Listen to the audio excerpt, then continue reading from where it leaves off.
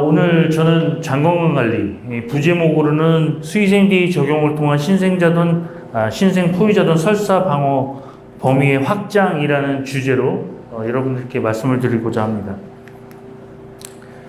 저는 2018년부터 지금 양돈 전문 수의사로 활동 중에 있고요. 바로 주제로 좀 들어가도록 하겠습니다. 신생 포유자돈의 장건강이 왜 중요하겠습니까? 여러분들도 이미 다 아시겠지만 단순히 포유자돈기 때문의 문제가 아니라 이후 성적의 출발점이기 때문에 그렇습니다. 그 이유는 뭘까요? 제대로 된 장건강 관리를 받지 못한 신생 포유자돈의 경우는 연변설사로 인해서 결국 포유 중에 사고가 높아지는 경우가 생길 수가 있고, 또한 이후 체중의 편차가 커지게 됩니다. 그래서 이후 후에 폐사율에도 영향을 줄 수가 있고요. 또한 연변설사가 없다고 해서 끝나는 게 아니죠. 비임상형 감염이라는 게 있습니다. 앞에 지금 베로독소 증후군도 이야기했지만 이 균들이 갖고 있는 독소에 의해서 결국은 영향을 받게 되는데, 눈에 설사가 보이지 않더라도 균들이 갖고 내뿜고 있는 독소가 이 간에 영향을 주고 간을 손상을 주면서 어떤 에너지의 활용에 문제가 생기기 때문에 결국 체중과 연관되는 문제를 야기할 수 있다는 점에서 비임상형 감염도 굉장히 중요하다고 말씀드릴 수 있겠습니다. 그래서 잘된 장건강 관리를 우리 신생 포유자분들한테 받도록 해줘야 되는 게 오늘의 핵심 주제가 되겠습니다. 신생 포유자돈 설사의 원인은 뭐 다 아시지만 크게 세 가지로 나눌 수가 있죠. 첫 번째는 사양의 원인, 그 다음에 환경적인 요인, 그 다음에 병원체 자체의 요인, 세 가지로 나눌 수가 있겠습니다. 첫 번째, 그 중에서도 여러 가지 원인 중에서도 몇 가지 우리 주변에서 최근에 문제가 되고 있는 요소들 중에 요소들만 몇 가지 말씀드리자면, 첫 번째, 아까 우리 몰리스 박사도 얘기했지만 다산성 무돈에 대한 부분을 이야기하지 않을 수가 없죠. 왜냐하면 생시 체중에 문제가 있기 때문에. 근데 제가 아는 자료를 좀 찾아서 두 가지 자료를 붙여보니까 보시는 그림과 같은 결과를 얻게 됩니다. 뭐냐면 생시 체중이 작으면 이후 체중이 작아지고, 이후 체중이 작은 애들은 결국 출하연령이 늦어진다는 거죠. 근데 이거를 좀 개연성을 갖고 따져보니까 생시 체중 400g이 떨어지게 되면 이후 체중 1kg가 떨어지는 결과를 얻게 되고, 이후 체중 1kg가 떨어지면 출하연령이 2주가 늦어지는 결과를 보여주게 된다라는 결론입니다. 근데 만약에 다산성 무돈을 갖고 있는 농장에서 안 그래도 생시 체중이 떨어져 있는데 장 건강이 좋지 못한 결과로 인해서 연변설사가 많아진다면 어떻게 될까요? 이후 체중 1kg가 떨어지는 게 아니라 1kg보다 더 떨어지는 결과를 얻게 되죠. 그러면 출하연령이 늘어지고 이후의 육성률에도 문제가 생길 수가 있게 됩니다. 이 자료는 스페인에서 보내준 자료인데요. 각 키로수에 따라서 이후의 폐사율을 얻어낸 그런 결과입니다. 결론적으로 말씀드린다면 체중이 작은 그룹일수록 이후의 폐사율이 높아진다라는 거고, 그래서 체중을 측정하는 농장이라면 우리가 평균 체중에만 집착이 돼 있는데 평균 체중이 아니라 이 저체중 그룹의 체중이 얼마나 되느냐를 꼭 체크하는 게 되게 중요하다. 왜? 실제로 제가 다니는 농장에서 보시는 사진은 붙어있는 돈방입니다. 떨어진 돈방에 사진을 붙인 게 아니라 붙어있는 돈방인데 한쪽 우측은 정상 이후 체중 그룹이고 좌측은 저체중 그룹이에요. 5kg, 이후 체중 5kg 미만인 거죠.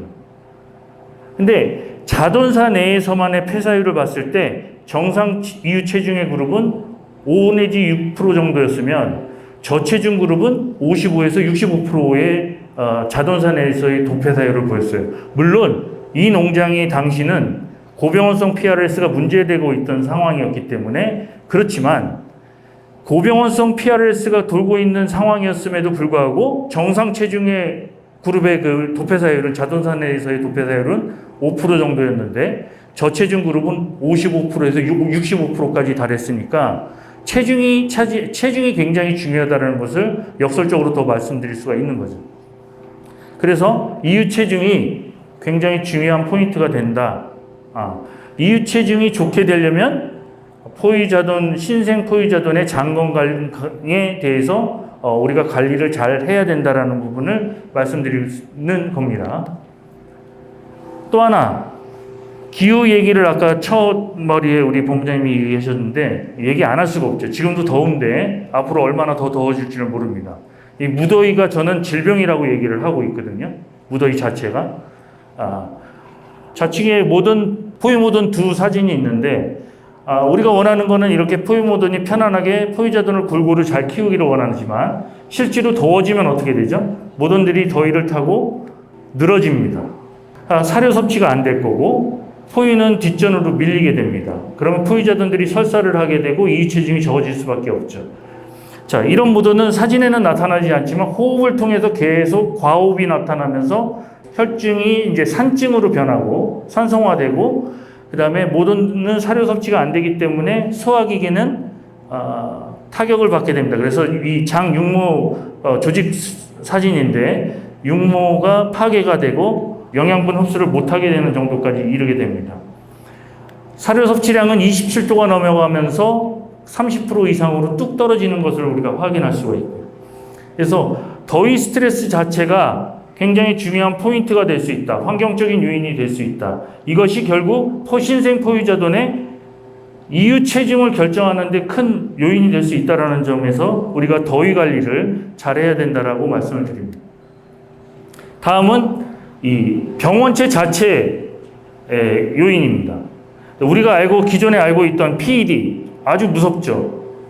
하지만 그 외에도 로타, 대장균, 콕시디움 이런 것들이 있지만 오늘은 제가 좀 더 말씀드리고자 하는 부분은 이 클로스트리움 퍼플리젠스 타입 A와 디피실레균입니다. 저는 15년 정도서부터 이 클로스트리움 퍼플리젠스 타입 A에 대해서 알게 됐고 이걸 어떻게 컨트롤을 할까 굉장히 고민을 해왔지만 쉽지 않았습니다. 그리고 디피실레균은 몰랐어요, 아예. 근데 이제 최근에 알게 된 거죠. 수년 내에. 각각의 균에 오늘 특별히 디피실레균과 CPA균에 대해서 좀 더 알아보도록 하겠습니다. 이 두 가지 균은 아까도 말씀드렸지만 대장균도 독소가 있고 클로스트리움균과 디피실레균도 독소가 있습니다. 이 균 자체도 문제지만 이 독소에 대해서 우리가 좀 더 생각할 수 있는 시간이 되어야 될 것 같습니다. 특히 더 좀 심각한 장염 증세를 보이는 것은 CPA균보다 이 디피실레균이죠. 사진에서 보시다시피 포유자돈의 장인데 디피실레균에 감염된 그런 포유자돈을 부검해서 결장 조직을 보시면 이후 후에 나타나는 아까 부종병처럼 장갑막이 사이가 벌어지고 그 안에 젤리처럼 이런 것들이 차 있는 것을 볼 수 있습니다. 이런 증상이 포유자돈에서 나타난다면 이게 부종병이 포유자돈에서 나타났나가 아니라 디피실레균이 감염된 것으로 의심을 해봐야 될 것입니다. 그리고 뭔가 포유자돈 주로 어린 일령에서 5일령 이내에서 주로 나타나게 되는데 이런 끈적끈적하고 좀 지저분한 설사가 보인다면 디피실레균 감염을 의심해 봐야 될 겁니다. 디피실레균 감염 기전을 좀 더 말씀드리겠습니다. 보시면 여기 왼쪽에 이 왼쪽 사진의 왼쪽 위 상단에 보시면 그 녹색의 막대가 보이는데 이게 디피실레균이라고 보시면 되고요. A, B라고 알파벳이 써 있는데 이게 디피실레균이 내뿜는 독소라고 보시면 됩니다. 여기 큰 분홍색 네모칸이라고 그럴까요? 얘네들이 이제 육모 상피세포가 되는 거죠.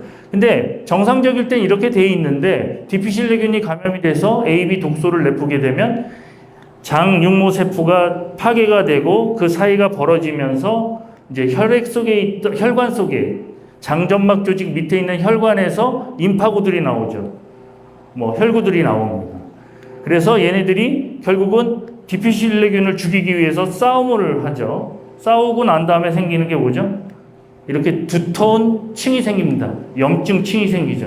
그게 이제 디피실레균과 임파구들이 싸워서 생긴 무덤이 되는 거고, 그래서 염증 층이 생기기 때문에 앞서 보시면 이렇게 안에 보면 누렇게 보이는 염증 물질들로 차 있게 됩니다.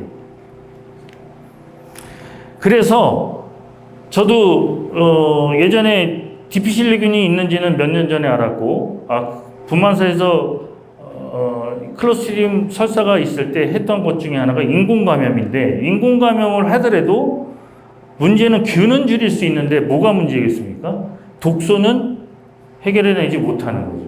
그러다 보니까 인공감염 후에도 한 3개월 있다가 다시 또 재발이 되거나 제대로 안 되는 경우들이 있었습니다. 디피실레균에 감염된 장점막 세포의 현미경 사진입니다. 이거는 정상 점막 조직의 사진이고요. 지금 여기 뭔가 분화구처럼 막 피어오르는 요게 장점막들이 떨어져 나오는 게 되고, 이 장점막이 떨어져 나오고 여기 염증층이 생기는 그러한 사진이 되겠습니다. 그래서 이 디피실레균에 감염된 장점막 소견 중에 특징적인 소견이 이 볼케이노 뭐 이런 소견이다라고 얘기를 하죠. 그리고 설사가 없다 하더라도 설사 연변이 없다 하더라도 아까도 말씀드렸지만 이 독소가 혈중 내로 들어가고 간으로 들어가면서 간에 데미지를 주면서 결국 어때요? 증체를 저하시키는 영향을 줄 수 있기 때문에 설사가 보이지 않는다 그래도 문제가 되지 않는다라는 것은 잘못된 것이다. 그래서 농장의 현장에서 보시면 설사 연변이 주로, 저도 그렇게 생각했거든요. 1, 2, 3차만 문제가 되고 주로 많이 문제가 되니까 후부동과 일산차에만 백신을 하자라고 생각을 했었는데 그게 아니고 전체적인 농장 성적, 이유 체중을 높이기 위해선 전 산차에 걸쳐서 백신을 하는 것이 중요한 포인트다라는 것을 말씀드리겠습니다. 다음은 클로스트리디움 퍼플리젠스 A, CPA균입니다. 이것은 사실 옛날에도 문헌적으로 찾아보면 정상세균총이다라고 되어 있어요. 그래서 무시했습니다. 검사해보면 나왔어요. 그래서 무시했지만 이것도 새로운 논문들이 이제 게재가 되죠. 우측 요 그래프를 보시면 항원 양에 따라서 이 CPA균이 내뿜는 독소, 알파 독소의 양에 따라서 설사 증상이 달라지는 것을 실험적으로 결과를 얻은 자료가 되겠습니다. 그래서 CPA균이 정상세균총이라고 얘기는 하지만 실질적으로 그 균이 뭔가 모돈이 스트레스를 받아서 증가하게 되면 양에 따라서 설사를 유발할 수 있다는 점을 이해를 해주시면 좋을 것 같습니다. 그래서 장 건강 관리 되게 중요한데 결국 장 건강이 제대로 관리가 안 된 농장의 포유자돈들은 연변 설사가 많아진다. 연변 설사가 별로 없더라도 문제되는 세균들이 있다면, 디피실레균이나 클로스트리디움 퍼플리젠스 타입 A가 있다면 이유 체중에 영향을 받을 수 있다라는 점이고요. 저는 15년, 아까도 말씀드렸지만 15년 전부터 이런 문제를 확인해 봤기 때문에 히프라에서 이 수의생 DA라는 백신이 나온다는 소식을 듣고 굉장히 많이 기대를 했었습니다. 그래서 적용을 많이 했죠. 그냥 적용한 게 아니라 사실 제가 관리하고 다니는 농장들의 분만사에서 문제되고 있는 것을 확인을 했었기 때문에 기대를 하고 기다렸습니다. 그래서 적용을 했습니다. 계속. 그러는 사이에 적용한 사례들을 좀 두 농장 정도 여러분과 같이 나눠보자 합니다. 첫 번째는 D3농장이라는 곳이고요. 모돈 1,500두 규모 농장입니다. 한 주에 한 63북 정도 분만을 합니다.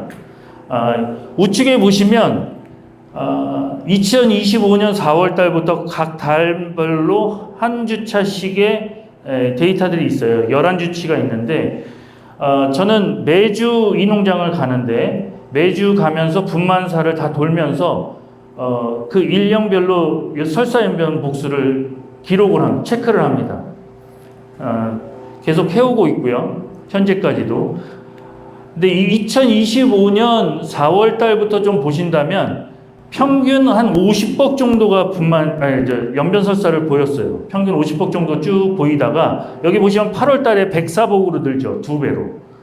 늘고 그 다음에는 갑자기 또 9월 달, 10월 달부터는 또 10복 내외로, 15복 내외로 이렇게 줄었다가 12월 달, 1월 달, 2월 달에는 다시 또 증가하는 것을 보실 수가 있습니다. 여기서 이제 제가 아까 무더위가 질병이다라는 거하고 환경관리에서 온도 편차가 중요한 부분을 말씀드렸는데 그것과 굉장히 맥락을 같이 할 수 있다라는 부분입니다. 더워지면서 연변설사가 굉장히 늘어난다. 늘어나는 이유는 모돈이 더위를 타게 되면서 사료 섭취량에 문제가 생기고 모돈 장내에 정상 세균총에 문제가 생기면서 내려주는 포유자들한테 내려주는 세균의 문제도 많아지고 초유 면역의 문제도 생기기 때문에 더 늘어났고요. 겨울철에는 로타바이러스의 문제 때문에 설사가 늘어나는 것을 확인했었습니다. 이런 농장에서 실제로 여기 보면 24년도에 월 평균 이유 체중이고요. 여기서 진한 갈색이 삼농장인데 25년도 월 평균 이유 체중의 그래프입니다. 계절적으로 혹서기 때 이유 체중이 6.5kg 이하로 떨어지는 것을 확인할 수가 있어요. 여기 이 농장은 성적이 MSY 27도, 25년도에 달성을 했던 농장인데 그럼에도 불구하고 잘 관리하는데도 여름철에 되면 이유 체중이 평균 이유 체중이 거의 6kg 초반까지도 떨어지는 것을 확인했습니다. 25년도는 2월 달에 이렇게 평균 이유 체중이 급격히 떨어졌는데 이때 당시 로타바이러스가 문제가 됐었고 그 이후에 다시 상승했다가 다시 5월 달부터 6월 달부터 이유 체중이 급격히 하락하는 걸 보실 수가 있고 더위가 사라지면서 다시 상승하는 걸 볼 수가 있죠. 그래서 무더위 자체가 질병적인 요인이 될 수 있고 이유 체중이 주는 영향이 굉장히 크다라는 것을 확인할 수가 있었습니다. 또한 이유 체중이 떨어지고 난 다음엔 육성사 전출 체질도 영향을 받는 것을 확인할 수가 있고요. 무더위 시기에는 이유 체중이 한 달 지나서 한두 달 지나서 영향을 받는 게 아니라 자동차 자체에서도 더위를 타면서 전출 체중이 급격히 떨어지는 것을 확인할 수가 있습니다. 그래서 더위 자체가 굉장히 큰 질병 원인이 될 수 있다는 점과 분만사회 내에서 클로스트리디움 퍼플리젠스 타입 A와 디피실레균과 로타, 콕시전 복합 사례가 문제가 될 수 있다는 점도 말씀드립니다. 제가 이실직고를 하자면 이 농장이 크게 간간히 문제는 있지만 이렇게까지 큰 변동성을 가지게 된 이유는 이 CPA에 대한 여름철 연변설사가 많아지는 것을 풀어보기 위해서 인공감염을 실시했습니다. 인공감염을 했다가 콕시디움이 다 퍼져버린 거예요. 그래서 이제 이런 어려움을 좀 겪었는데 인공감염, 이 CPA에 대해서 인공감염을 실시하는데 조심해야 될 부분이기도 합니다. 그 농장의 사례입니다. 보시면 포유자돈들이 연변설사가 있고요. 좀 안 좋아진 게 보이고 여기 보시면 검사를 했을 때 로타, CPA, 그 다음에 디피실레균 이렇게 검출이 되는 것을 확인할 수가 있습니다. 예전에는 디피실레균에 대해서 검사한 적이 없었는데 여러분들도 한번 기회가 되시면 검사를 해보시는 게 좋겠습니다. 연변 설사가 많아지면 뭐가 많아지겠습니까? 치료 횟수가 늘어나게 되고요. 모돈과 자돈의 치료 횟수가 늘어나는데 자돈은 또 복강까지 해야 됩니다. 그러니까 이제 노동자도 늘어나고 관리자들도 굉장히 업무 강도가 강해지는 그런 상황입니다. 자, 삼농장 사례에서 마지막입니다. 여기 2월 달부터 이 수의생 DA 백신을 했어요. 해서 4월 달부터 자돈들이 이유가 됐습니다. 보시면 파란색 선은 평균 이유 체중이 되겠고 이 주황색 선은 최저 그룹의 이유 체중입니다. 보면 이 검은색 점선은 6.5kg가 목표가 되고 최하위 저체중 그룹은 4.5kg가 이제 목표죠. 근데 지금 현재 굉장히 잘 나오고 있는 상황이고요. 연변 설사 복수도 작년 동월 대비로 비교했을 때 한 80% 정도 감소해서 10봉 미만으로 지금 떨어져 있는 상태고요. 이유 체중의 변화, 평균 이유 체중의 변화도 25년도에 비해서 26년도가 많이 상승해 있는 것을 확인할 수가 있습니다. 그리고 이 D3 농장에 후보군을 주고 있는 D1 농장의 결과입니다. 모든 275도고요. 3에서 5일령 정도의 설사 한 번, 2주령 구간의 설사가 또 나오는 두 번의 설사 구간이 있는 농장이었습니다. 로타 CPA가 나왔고요. 적용 전과 후에 설사연변이 이렇게 감소되는 것을 확인할 수 있고 지금도 11령 이내에는 설사연변이 없는 상황입니다. 백신을 적용하고 나서는. 그래서 설사연변이 73% 정도 지금 감소돼서 가고 있는 상황입니다. 이유전 폐사율은 전년 동월 대비, 동기간 대비로 비교했을 때, 그 다음에 백신을 적용하기 이전에 3개월과 비교했을 때 우연찮게 2.6%가 감소된 그런 상황을 확인했고요. 폐사율보다도 더 저는 좋게 생각하는 결과는 바로 이유체중의 평균 이유체중의 변화입니다. 210g 정도가 지금 늘어있는 상황입니다.